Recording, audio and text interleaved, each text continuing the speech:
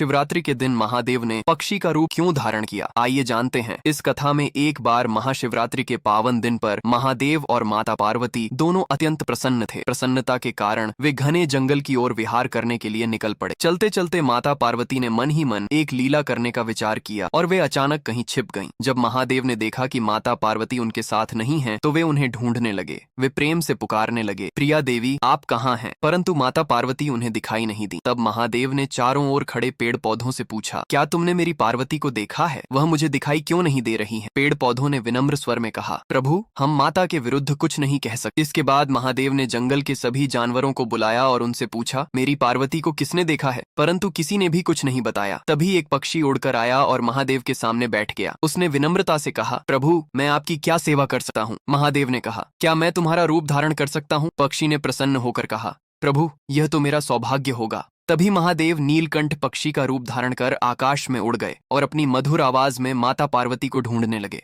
उसी समय माता पार्वती एक कमल के फूल के भीतर जाकर छिप गए। महादेव उस कमल के पास पहुंचे और बोले, देवी मैं इस फूल के भीतर नहीं आ सकता क्योंकि यह फूल आपको अत्यंत प्रिय है। यदि आप बाहर नहीं आएंगी तो मैं चला जाऊंगा। परंतु माता पार्वती ने कोई उत्तर नहीं दिया। महादेव उदास मन से जंगल की ओर लौटने लगे। जब माता पार्वती ने देखा कि महादेव सचमुच चले जा रहे हैं तो वे कमल से बाहर आईं और चुपचाप उनके पीछे चलने लगी। महादेव ने उनके कदमों की आहट सुनी और रुक गए। तभी माता पार्वती ने कहा, प्रिया स्वामी आप कहाँ जा रहे हैं? महादेव ने मुड़कर देखा तो माता पार्वती लज्जा से मुस्कुरा रही थी। तभी दोनों ने सर्प का रूप धारण किया और घने जंगल में नृत्य करने लगे। नृत्य करते करते महादेव के मस्तक से पसीने की बूंदें धरती पर गिरने लगी। माता पार्वती ने चिंतित होकर कहा, प्रिया स्वामी आपका पसीना इस भूमि पर गिर रहा है, इससे कोई अनर्थ न हो जाए। महादेव ने शांत स्वर में कहा, देवी चिंता मत करो। तभी पसीने की एक बूंद से एक और महादेव प्रकट हुए। उन्होंने आकर मूल महादेव के चरण स्पर्श की। फिर दूसरी बूंद गिरी और एक और महादेव प्रकट हुए। इस प्रकार लगातार पसीने की बूंदों से अनेक महादेव प्रकट होने लगे। यह देखकर माता पार्वती घबरा गईं। उन्होंने कहा, प्रिया स्वामी मुझे क्षमा करें, मैं आपसे हार गई हूँ। यह कहकर वे रोने लगी। महादेव हंसने लगे और बोले, देवी तुमने तो मुझे ढूंढ ही लिया। माता पार्वती ने कहा, मैं इतने सारे महादेवों को कहाँ रखूंगी? महादेव बोले, मैं स्वयं सबके लिए स्थान बना दूंगा। काशी विश्वनाथ, अमरनाथ और अन्य पवित्र स्थलों पर मैं अपने ही रूप में निवास करूंगा। वे स्थान सदा पवित्र रहेंगे क्योंकि वहां मेरे ही अंश प्रकट हुए हैं। यह कहकर माता पार्वती ने महादेव का हाथ थाम लिया। दोनों पुनः नीलकंठ पक्षी के ऊपर सवार होकर आकाश की ओर उड़ जाते हैं और माता पार्वती बोलती है, जो भी इस कथा को देख रहे हैं उसने मेरे महादेव के लिए लाइक और सब्सक्राइब नहीं किए हैं